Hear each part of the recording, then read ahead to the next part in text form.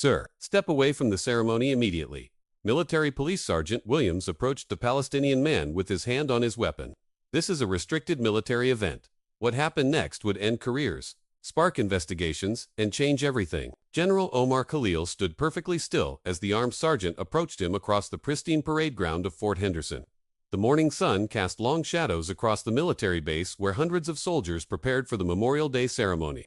Omar had arrived early, wanting to observe the preparations for what would be one of the most important events of his military career. But Sergeant Williams saw something else entirely: a Middle Eastern man in civilian clothes, standing too close to sensitive military operations, clearly where he didn't belong. "I said, move away from the restricted area," Williams repeated, his voice carrying the authority of someone accustomed to immediate compliance. His hand remained positioned near his sidearm, a not-so-subtle threat that drew the attention of nearby personnel. Omar looked at the young sergeant with calm, steady eyes. At 52, he had faced enemy fire in 3 different countries, commanded thousands of troops, and earned more commendations than most officers saw in a lifetime. But today, in civilian clothes on an American military base, he was just another suspicious-looking Arab to be moved along. "I have authorization to be here," Omar said quietly, his voice carrying the slight accent that had followed him from his childhood in Gaza to his current position as one of the Army's most decorated generals. Williams scoffed. "Authorization? From who? The Taliban?" The racist joke drew chuckles from several soldiers who had gathered to watch the confrontation. Cell phones appeared as the crowd grew, capturing what they assumed would be the removal of another security threat from their base. Captain Morrison, the ceremony coordinator, approached with 2 additional MPs flanking him. His jaw was set with the determination of an officer who had spent weeks planning this event and wouldn't tolerate disruptions. "What's the situation, Sergeant Williams?"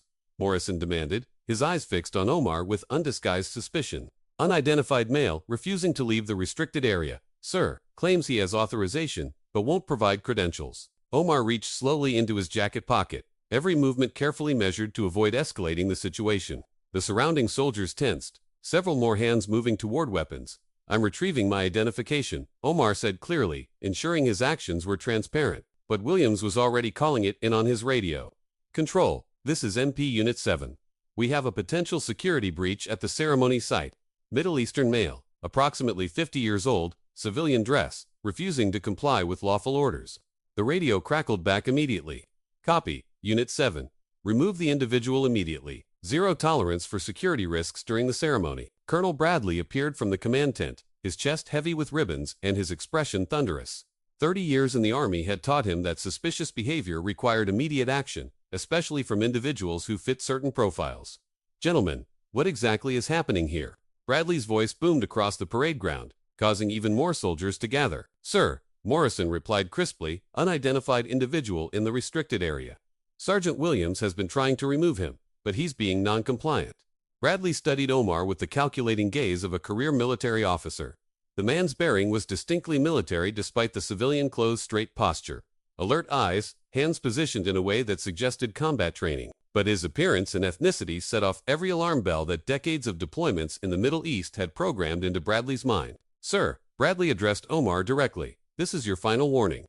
Produce valid military identification or be removed from federal property under armed escort." Omar finally withdrew his wallet, but before he could open it, Major Stevens from base security arrived with 4 additional MPs, all carrying zip-tie restraints. "Gentlemen," Stevens announced, "I've been monitoring this situation from the command center. We have a high-value ceremony in 3 hours, with VIP attendees including senior Pentagon officials. I'm not taking any chances with unidentified personnel in restricted areas." The crowd had grown to over 40 soldiers, most recording on their phones. Live streams began appearing on social media as the confrontation intensified. Comments poured in from viewers who saw exactly what they expected: military personnel protecting American security from a potential terrorist threat. "This is insane," commented one viewer. "Why is this taking so long? Just arrest him already." "Finally, someone taking security seriously," typed another. "Can't be too careful these days." Omar observed the growing crowd, the increasing hostility, and the weapons being positioned around him. He had faced similar situations in war zones, but never on an American military base where he had served with distinction for over 2 decades. "Major Stevens," Omar said, his voice carrying a tone that made several nearby soldiers unconsciously straighten their posture, "I suggest you contact Colonel Jenkins in the Pentagon before proceeding further." "The Pentagon?" Stevens laughed mockingly. "Right, and I suppose you have the Secretary of Defense on speed dial too." The joke drew more laughter from the crowd. Cell phone cameras captured every moment as the man they assumed was a security threat claimed connections to the highest levels of military command. But Lieutenant Harper, fresh from West Point and assigned to ceremony coordination, felt something nagging at her consciousness. The man's demeanor, his military bearing, the way he spoke something didn't match the narrative being constructed around him. Sir, she addressed Stevens quietly. Perhaps we should verify his claims before. Lieutenant, Stevens cut her off sharply. This is a security matter. Return to your duties immediately. Harper hesitated, torn between following orders and a growing certainty that they were making a catastrophic mistake. But military discipline won out, and she stepped back into the crowd. Omar's phone buzzed. He glanced at the screen, showing an incoming call from Pentagon, Chief of Staff. The timing was perfect, but he knew that answering it would likely trigger an even stronger response from the increasingly agitated security team. Hands where we can see them. Williams shouted as Omar's phone continued buzzing. Don't reach for anything. It's a phone call, Omar said patiently. From the Pentagon, as a matter of fact, Stevens rolled his eyes. Of course it is. Probably your handler giving you instructions in Arabic. The racial slur hit like a physical blow, but Omar's expression never changed. He had heard worse in combat zones and survived attempts on his life by actual terrorists. He wouldn't be broken by ignorant comments from his own fellow officers. The phone stopped buzzing, then immediately started again. This time, the caller ID was visible to nearby soldiers. GEN. Patricia Wong, Vice Chief of Staff. Several soldiers exchanged uncertain glances. Why would the Vice Chief of Staff be calling a suspected security threat? But Stevens was committed to his course of action. Sergeant Williams, Stevens ordered, secure the individual for transport to the detention facility. We'll sort this out after the ceremony. As Williams approached with restraints, Omar spoke with absolute calm. Major Stevens, in approximately 30 seconds, you're going to receive a call that will end your military career. I suggest you answer it. Is that a threat? Stevens demanded. It's a prediction. As if on cue, Stevens' radio erupted with urgent chatter. Major Stevens, report to base command immediately. Priority 1, emergency. Stevens ignored the radio, focused on what he saw as a successful resolution of a security threat. But the radio continued. Major Stevens, General Wong from the Pentagon is requesting immediate contact regarding ongoing operations at your location. The name hit Stevens like cold water. General Patricia Wang, Vice Chief of Staff of the Army, was calling about his security operation that either meant he was about to be commended for exceptional vigilance, or his phone rang. The caller ID showed, Pentagon, emergency line. Answer it, Omar suggested quietly. Stevens fumbled with his phone, suddenly aware that dozens of soldiers were recording his every move. This is Major Stevens. The voice on the other end was crisp, professional, and absolutely furious. Major Stevens, this is General Wang. Are you currently detaining General Omar Khalil at Fort Henderson? The words hit the crowd like a physical explosion. General Omar Khalil, not a security threat, not a terrorist, a general. Stevens' face drained of all color. General ... Khalil, that's correct, Major. General Khalil was scheduled to arrive early for ceremony preparations. He is the incoming commanding general of your entire division. So I'll ask you again, are you currently detaining him? The silence across the parade ground was deafening. 40 soldiers stood frozen, their phones capturing the moment when assumptions collided with reality. The man they had been prepared to arrest was about to become their commanding officer. Omar stepped forward, his voice carrying the unmistakable authority of command. Major Stevens, I believe we need to have a conversation. The silence across the parade ground was deafening.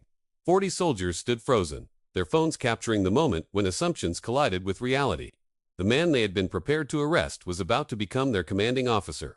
Omar stepped forward, his voice carrying the unmistakable authority of command. Major Stevens, I believe we need to have a conversation. Colonel Bradley stepped forward, his face ashen. General Khalil, sir, we had no idea you had no idea I was what? Colonel. Omar's voice was quiet, but it carried across the entire assembly. Had no idea I was a general. Had no idea I belonged at a military ceremony.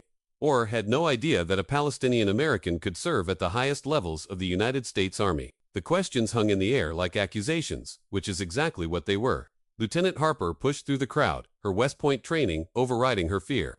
General Khalil, sir, I tried to suggest verification, but I was ordered to stand down. Omar looked at the young lieutenant with approval. What's your name? Lieutenant Harper, sir. Lieutenant Sarah Harper. Lieutenant Harper, in 30 minutes, you'll be my aide-de-camp. It appears I need officers around me who ask the right questions instead of making assumptions. The promotion, delivered publicly in front of dozens of witnesses, sent shockwaves through the crowd. Harper had just been elevated to one of the most prestigious positions available to a junior officer. while the senior officers who had dismissed her judgment watched their careers implode. Omar's phone buzzed again. This time, he answered it on speaker, his voice carrying clearly across the silent crowd. "General Wang," he said, "I'm afraid we've had a significant incident here at Fort Henderson. Are you safe, Omar?" The concern in the Vice Chief of Staff's voice was evident to everyone listening. "Physically, yes, but we have a serious problem with racial profiling and discriminatory behavior among the officer corps here. I was threatened with weapons, called a terrorist, and nearly arrested by officers under my incoming command." The conversation was being broadcast live to thousands of social media viewers, turning a local incident into a national scandal in real time. General Wang's response was swift and decisive. "Colonel Bradley, Major Stevens, Sergeant Williams, are you present and listening to this conversation?" "Yes, ma'am," came the reluctant chorus.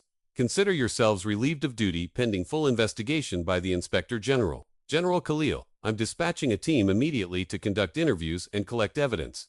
This behavior is completely unacceptable." The cell phone cameras captured every moment as 3 military careers ended in public disgrace. Comments flooded the live streams from viewers around the world who were witnessing institutional racism being confronted and punished in real time. But Omar wasn't finished. He stepped onto a makeshift platform, addressing not just the crowd of soldiers, but the thousands watching online. "Ladies and gentlemen, what you've witnessed today is unfortunately not uncommon in our society. Assumptions based on appearance, ethnicity, and religion continue to poison our institutions, including our military." His voice carried the authority of command and the weight of experience. "I am General Omar Khalil. I was born in Gaza, came to America as a child, and have served this country for 23 years. I've commanded troops in Iraq, Afghanistan, and Syria. I've been wounded in combat defending American interests and American soldiers." The crowd was completely silent, hanging on every word. "But today, on an American military base, I was treated as a terrorist because of how I look and where my family comes from. This is not just my shame, it's our collective shame as an institution." Lieutenant Harper stepped forward, her voice clear and strong. "General, sir, what can we do to ensure this never happens again?" Omar smiled at her, recognizing the courage it took to speak up in such a charged moment. "Lieutenant Harper, change happens when good people refuse to stay silent when they see injustice. You tried to speak up earlier. From now on, that's not just encouraged, it's required." He turned to address the broader crowd, including the online audience. "Every one of you has a choice. You can perpetuate the assumptions and prejudices that led to today's incident, or you can be part of the solution." Major Stevens, his career in ruins but his humanity finally awakened, stepped forward. "General Khalil, sir, there's no excuse for what happened here today. I let my fears and prejudices override my judgment and my duty." It was the first genuine apology Omar had heard since the confrontation began. Major Stevens: "Apologies are meaningless without changed behavior. The question is, what are you going to do differently?" Stevens looked around at the crowd of soldiers, many still recording, then back at Omar. "Sir, I'm going to spend however much time I have left in the Army, if any, making sure other officers learn from my mistakes." The live streams were now being watched by over 100,000 viewers. Hashtag military racism was trending globally, but so was hashtag accountability matters and hashtag leadership example. Omar's aide arrived, his actual aide, a young captain who had been searching for him across the base. Captain Rodriguez approached with obvious relief and barely concealed anger at what he was witnessing. "General Khalil, sir, I've been looking everywhere for you. The ceremony coordinators were wondering about your preferences for the platform setup." The irony was profound. While some officers were trying to arrest their general as a security threat, others were looking for him to coordinate the ceremony he was meant to lead. "Captain Rodriguez," Omar said, "I think we're going to need to make some significant changes to today's ceremony. We have some teaching moments to address." He turned back to the crowd, his voice carrying the tone of a commander addressing his troops. "This ceremony is meant to honor those who died serving our country. Among them were Muslim Americans, Arabo-Americans, Palestinian American soldiers who looked like me, who shared my heritage, and who bled the same red blood for the same flag." The words hit with the force of absolute truth. Several soldiers in the crowd looked ashamed, finally understanding the magnitude of what they had participated in. "Today's ceremony will proceed as planned, but we're adding a new element. We're going to address what happened here, honestly and publicly. We're going to use this moment to become better as soldiers, as leaders, and as Americans." Lieutenant Harper stepped forward again. "Sir, request permission to coordinate the revised ceremony elements." "Granted, Lieutenant Harper." And Lieutenant, he paused, looking directly at her. "Thank you for having the courage to question what you knew was wrong, even when ordered to remain silent. That's the kind of leadership this army needs." The crowd began to disperse, but slowly, as if no one wanted to be the first to leave such a historic moment. Cell phones continued recording as officers tried to process what they had witnessed and their roles in it. General Wang's voice came through Omar's phone again. "Omar, the Secretary of the Army wants a full briefing on this incident. It's going to be a long day." "Yes, ma'am, but maybe a necessary one." As the investigation teams arrived and began interviewing witnesses, Lieutenant Harper approached Omar with ceremony revisions. Her quick thinking and moral courage had transformed her from a junior officer taking orders to a key player in institutional reform. "Sir," she said, "I've drafted language for the ceremony that addresses today's incident while honoring our fallen soldiers. Would you like to review it?" Omar read her words, noting the careful balance between accountability and healing. "Lieutenant Harper, you have a gift for leadership. After today, I suspect you'll be fast-tracked for advanced training." The ceremony that followed became one of the most watched military events in recent history. Omar's speech, addressing both the sacrifice of American soldiers and the need to confront prejudice within military ranks, was viewed millions of times across social platforms. But perhaps the most powerful moment came when Major Stevens, facing the end of his career, used his final official act to publicly apologize not just to Omar, but to every soldier of Middle Eastern heritage who had ever faced discrimination in the ranks. The investigation that followed led to comprehensive reforms in military cultural sensitivity training. The Fort Henderson incident, as it became known, was studied in military academies as an example of how institutional prejudice could be confronted and transformed through courageous leadership. 6 months later, Lieutenant Harper received her promotion to captain ahead of schedule. Major Stevens was allowed to retire rather than face court-martial, but he dedicated his remaining time to developing anti-discrimination training programs. Colonel Bradley and Sergeant Williams faced more severe consequences, including formal reprimands and mandatory diversity training that would follow them for the rest of their careers. But the real victory wasn't in the punishment, it was in the changed culture. Fort Henderson became a model base for inclusive leadership, and General Khalil's approach to confronting discrimination became required study for all senior officers. The Palestinian-American general who had been mistaken for a terrorist became one of the most respected leaders in the modern military, proving that America's strength came not from uniformity, but from the diverse backgrounds and experiences of those willing to serve. The ceremony that day honored not just the fallen, but the living commitment to justice, equality, and the idea that heroism comes in many forms, sometimes in the heat of battle, and sometimes in the quiet courage to stand up for what's right when everyone around you is wrong. And in a small way, on a military base in the American heartland, the arc of justice bent a little further toward equality, one confrontation, one moment of accountability, and one act of moral courage at a time.